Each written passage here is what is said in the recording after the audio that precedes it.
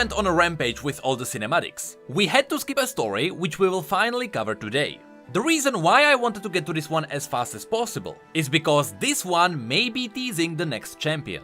Something like this already happened before. Quite some time back, Riot released the Demacian Heart story, where a small kit in Demacia was used as a tool to seek out mages. A couple of weeks later, this kit turned out to be the next champion, Silas. With that said, 3 months ago, we also got an Ionian story that introduced a character with a very unique design. Her name is Faye. She is Akali's childhood friend, and she is missing a leg because of her. I still believe that Faye is far too interesting to not be turned into a champion one day. But that story proves that not every interesting side character has to be turned into a new champion quickly. However, this time around something feels different. Because we know that the next champion is supposed to be someone masked, who refuses to die. And long and behold, masks are the theme of this new story. But we also know that the champion will be linked to the summer festival. And long and behold, the new story is about the Ionian Blossom festivals.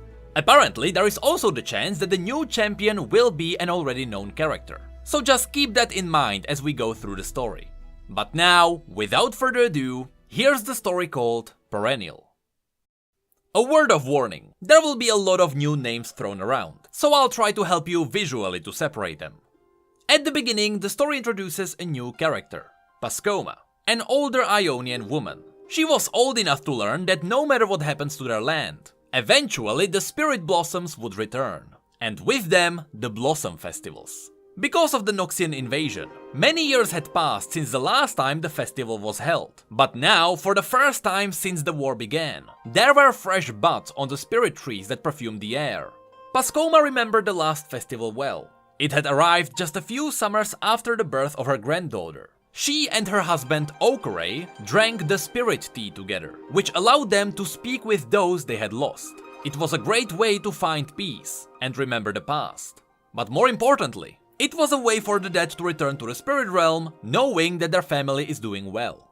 But now, in the present days, Okore wouldn't be with her to enjoy another spirit tea. He had died fighting against the Noxians, shortly after they first invaded. There was so much Pascoma wanted to tell him, and ask him, but first she needed to get things ready.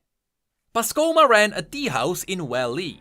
The tea house didn't have a name, but visitors were able to find it by a wooden teapot sculpture outside. The local woodweavers made it for her, using the wood from many trees that blossomed at different times. That way, depending on what season it currently was, the sculpture would bloom with different colors. Currently, the teapot was a combination of vibrant pink and purple.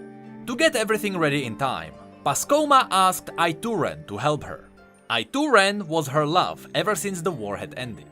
The thing is, because this was the first time the spirit blossoms returned since Okore passed away, Pascoma didn't have the chance to contact her husband yet, and so Okore was never able to give them his blessing. And without his blessing, Pascoma wouldn't feel comfortable to marry again. Of course, Aituren was patient and he understood that. After all, he too lost his wife a lifetime ago, but he still worried. Pascoma tried to reassure him, but deep inside, she herself had no idea what she would do if Okore didn't approve. In the middle of their preparations, as they hung up the lanterns, washed the floor with wine, and placed candles in front of every mirror, there was a knock at the door, and to Pascoma's confused surprise, it was her daughter, Turasai. Pascoma didn't expect her because Turasai lived nearly a month's journey across the mountains away, and yet she traveled here with her kid, Satoka, who was still waiting outside.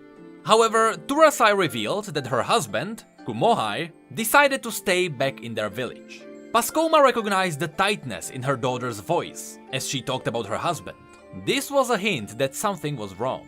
Turasai then said that they traveled here because they wanted to surprise Pascoma for the Blossom Festival, which confused Aituren, who responded that the blossoms only appeared last week, by which he was pointing at the fact that Turasai would have never been able to travel here so quickly after learning about them.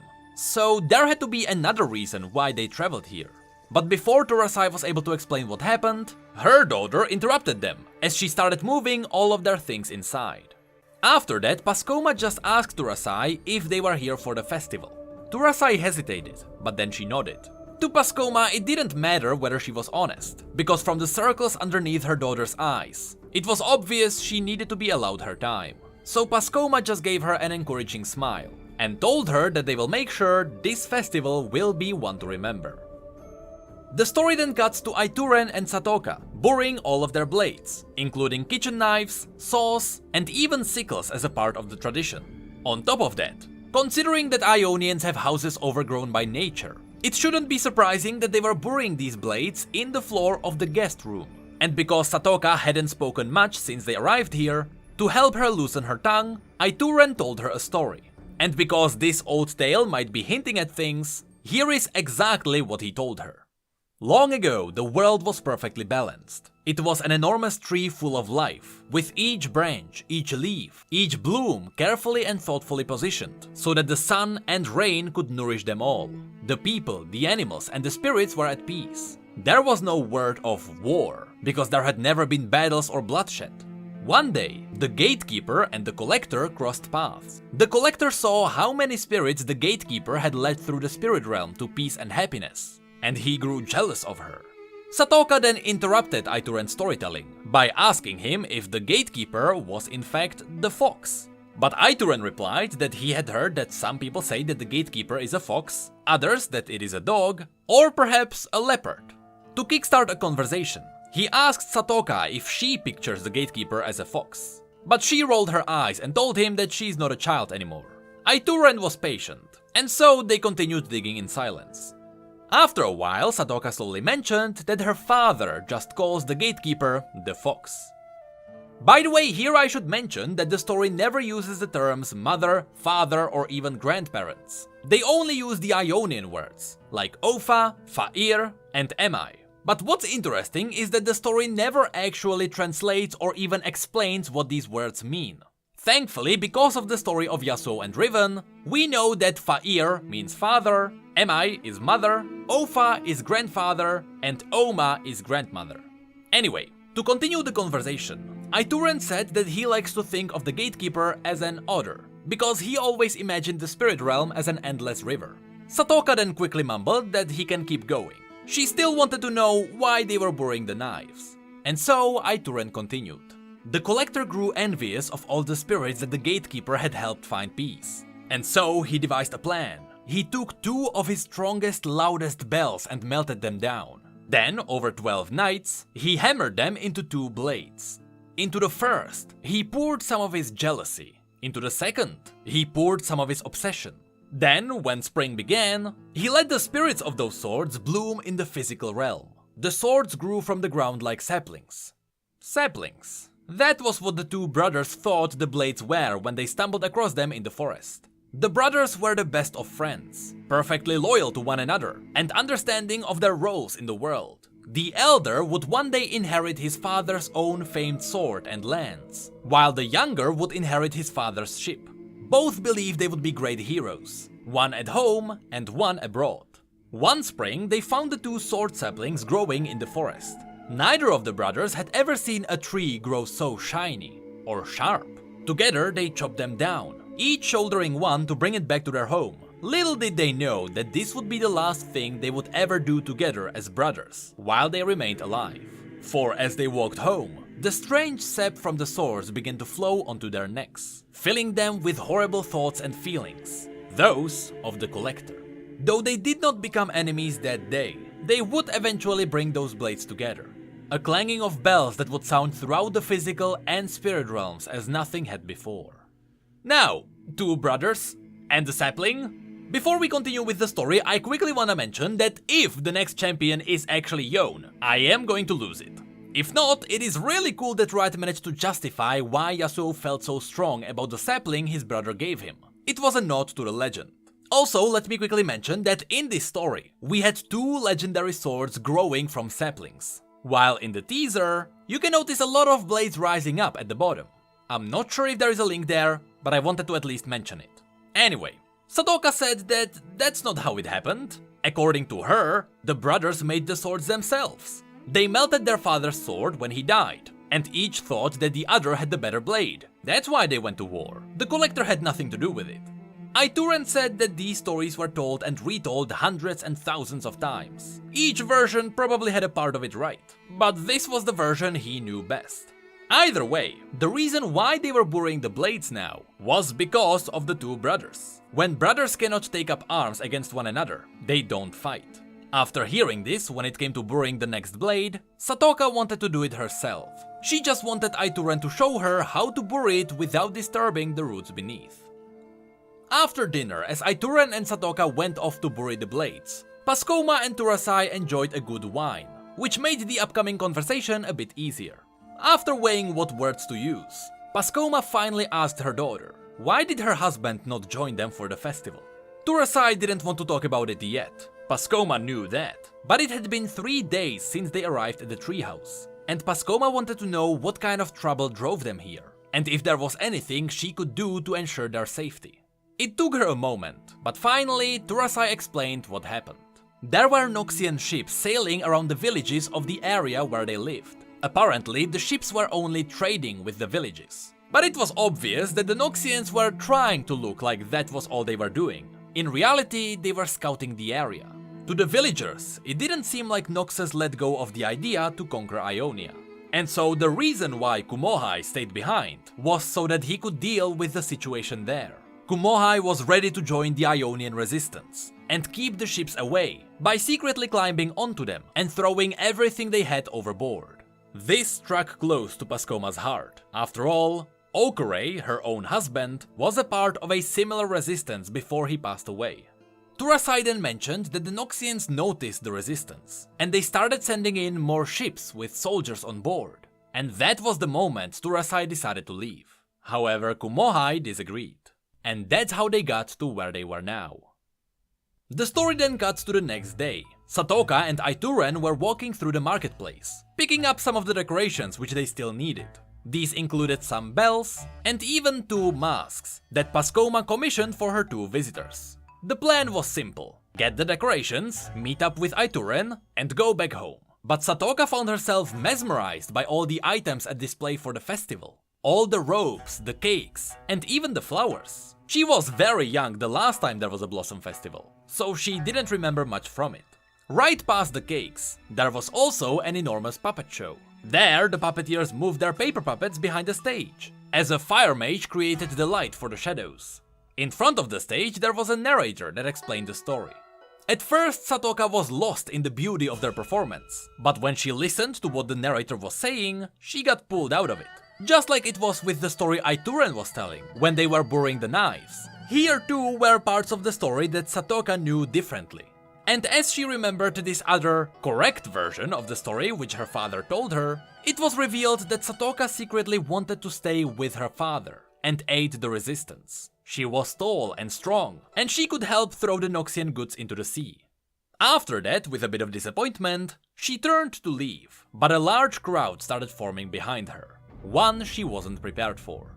There were Noxians, right there in Well-E. They weren't wearing armor, they did not carry weapons, but there was something about the Noxian expression that was easy to identify. Strangely though, these Noxians were a bit different, and they all wore apologetic looks, as if they knew this festival wasn't meant for them, and yet they were here. The Ionians avoided them as they marched through. Then quiet whispers started passing around, but not a single person mentioned that they weren't welcome. One of the younger Noxian women gave a hesitant grin. She held up a small bag of coins, and she started to walk towards the cakes. Satoka looked around, waiting for someone to say something, to do something, but she realized it would have to be her. And so she stared at the woman approaching the cakes, until their gazes met. The woman held out her hand to introduce herself, but Satoka spat at her feet without breaking eye contact. There was a collective gasp in the crowd, but Satoka never saw how the Noxians reacted, because immediately after that, Aituren grabbed Satoka by her shoulder. He bowed, apologized for her actions, and led her away. Satoka managed to get a quick look behind her, and she saw that the Noxians were just standing there. The woman she spat at looked lost. This made Satoka feel good. To her, that's how Noxians should feel. Aituren walked with Satoka around the festival, to lessen the chances that they might be followed. But Aituren's new decorative bells jingled with every step, and so, right before they headed home, he threw them on the ground. Before they entered the tea house through the back door, Aituren turned to Satoka with an expression she did not know. Usually, Aituren was either cheerful or tired, but now there was fear in his eyes. He explained that the Noxians came in peace, to celebrate the festival with them. She did not have to do that. But as Satoka thought back to her father and the resistance, she simply replied, "Yes, I did." The story then cuts to Turasai, who rushed to the front room, where Pascoma was. Pascoma was preparing some tea for a new guest, but when she saw the terror in her daughter's eyes, she shifted her attention to her. Turasai then explained what happened, how she was happy that she could bring her family to safety. But now there were Noxians in the town, and what was worse, Satoka had to bring their attention to herself. That was the entire reason why they had left their home. Pascoma tried to reason with her, that Satoka is nearly grown, and that she's just pushing her boundaries to see where they lie. But Turasai replied that's what will get her killed.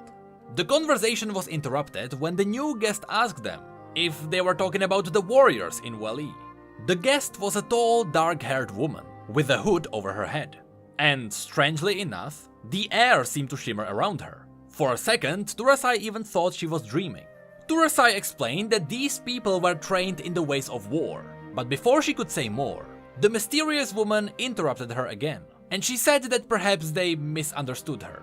She was looking for someone who could serve as a protector, a guard, any strong fighter in the town who could join her, if they could only point her in the right direction. But Pascoma simply said no. She wouldn't allow anyone dangerous in her house during the festivals. And so, if the guest wanted to find a guard, she would also have to find a new tea house. Pascoma was ready to face more arguments, but in return, the guest just smiled at her. As far as she knew, this was the best tea house around. She wasn't going to stay somewhere inferior if she could help it. And so she accepted the terms. And she agreed that she wouldn't bring anyone dangerous through those doors.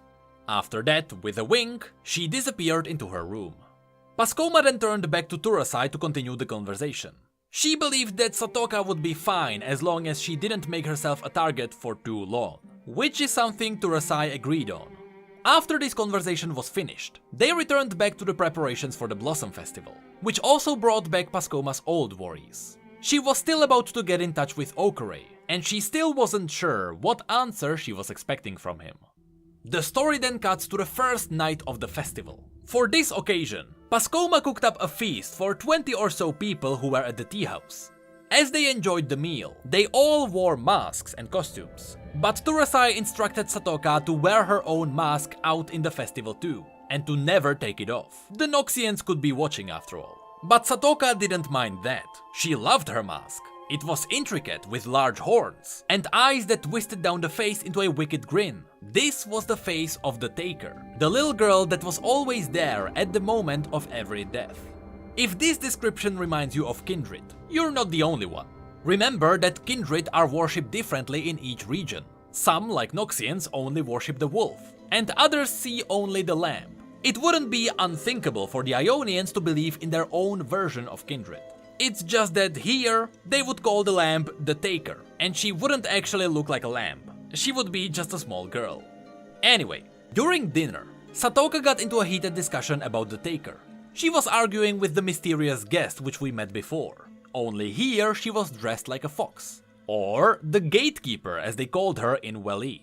Satoka argued that since the Taker is present when people die, surely it must be her who guides them to the spirit realm. But the woman questioned, why when people die, do they take their sharpest tooth and place them in their palms then? Surely it isn't for the Taker. Satoka thought that perhaps the tooth is a payment to cross the veil, but the woman asked further, who would they pay it to? Who would have use for these teeth? It had to be Kumaya. Satoka had no idea who the woman was talking about, and so she explained. The Kumaya is the gatekeeper. She wears each tooth given to her on an endless necklace. To understand the life of the spirit, she leads down to the spirit realm. By the time they arrive, she knows whether the spirit would follow the peaceful path or Raksasan's path of torment. Satoka was getting used to all the differences between the local stories, but now she was looking forward to telling her father about all the different awesome versions. But then, the woman giggled and she said that she made it all up. She then added that from what she remembers, people place the tooth in their palms to celebrate the age of those who died. The ground down tooth is that of a wise elder, and a sharp tooth belongs to soldiers in their prime. The woman then smiled at Satoka and said that she just likes to tell stories that weren't told before. When it was time for dessert, Aituren brought in the cakes which he spent 2 days baking. He passed the cakes around by hand, starting with Satoka, and ending with the mysterious guest. When he got to her, the woman placed her hand on Aituren's forearm and whispered a question to him. Aituren simply replied, "Of course. Anyone you would want to house here is welcome, whether they are skilled with a blade or not. We do not discriminate here." The woman then thanked him, and she told him that he should tell his wife. She might not be as understanding as he was. After that, Aituren simply nodded and walked away. But for a split of a second, Satoka could swear that in that moment, Aituren's eyes were a different color. Instead of his usual brown, they were amber gold, matching the eyes of the fox-eared woman. The story then cuts to the same night, a few hours later. The sun disappeared over the water, and the spirit blossoms were now in full bloom, glowing in the moonlight. The festival visitors cheered, because finally, after all this time, the blossoms returned. Pascoma wished she could be as cheerful as everyone else, but after the feast, she and still masked Satoka put on their fine clothes, and they ventured out to find Okurei's blossom, the one that would allow her to connect to his spirit and speak with him. Normally Pascoma could find blossoms she was looking for relatively quickly. A living heart was said to have threads leading to its loved ones. But now there were so many spirits upon the trees, it was hard to tell them apart. She had never seen the branches so full. Some whispered that Ionians weren't the only ones upon the trees, that Noxians had poisoned the festival even in death, and the cawing of ravens in the distance seemed to confirm their fears. Of course, when it comes to Noxus and ravens, we can get a good picture as to what that indicates. But Pascoma didn't believe in any of that. The simpler explanation was that there was just too many who needed to come back, more than before. She kept searching, but when she still couldn't find her lost husband, she started doubting herself. Perhaps Okurei was lost, or he wasn't at peace yet, or he simply didn't want to speak with her. Soon, though she kept smiling to encourage Satoka to keep going, tears began to well in her eyes. She just didn't want her granddaughter's first Spirit Blossom Festival to be ruined by her own grief. After cleaning away the feast, Turasai and Aituren joined them. Turasai asked them if they found Okurei yet, but Pascoma just shook her head, her throat too tight to speak. Turasai then offered that she and Satoka will continue the search, while Pascoma rests on the nearby bench. That's when Pascoma had the chance to take in the atmosphere. It was different than she remembered.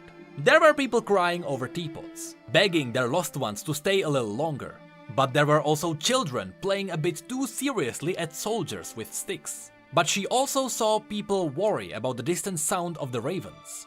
She finally looked away from the festival when she noticed the sound of drums in the distance, and she saw the blazing flames on a nearby mountaintop.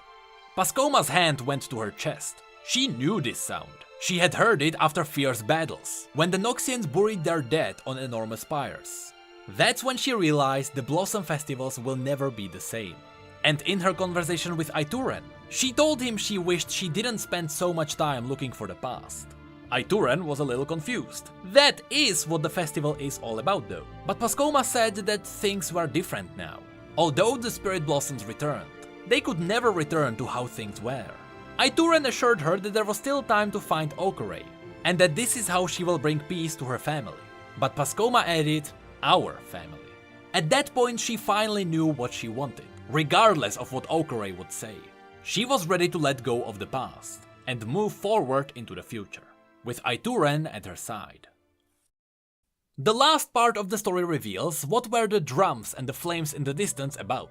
Apparently, the 6 Noxians tried to have their ceremony private, but by its nature, people noticed it anyway. It was the Noxian ceremony to honor their fallen. The 6 Noxians traveled here from a small island in the middle of the bay, to celebrate the dead in the Ionian way, but they were turned away from the Spirit Blossom Festival.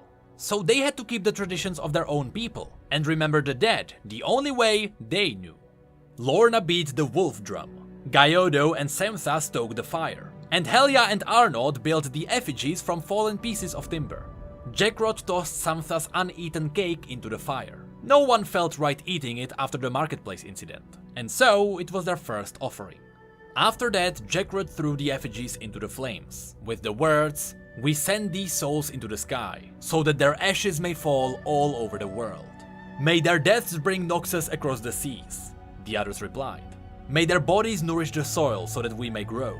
May they not have died in vain, and may their souls... Jackrod stopped suddenly, as a huge burst of wind fed the flames, spiraling them towards the stars. It overwhelmed him for a moment, driving him to silence. This was the promise of Noxus. A flame that would burn everything in its path, even its own people. And he and his comrades had realized this even before the war finished. They were all deserters, trying to make a life for themselves, tucked away from those they had abandoned and those they had hurt. No one wanted them. This was not Noxus. This was not their land, and he was unsure if their gods could even hear them here. Was unsure if he wanted them to hear.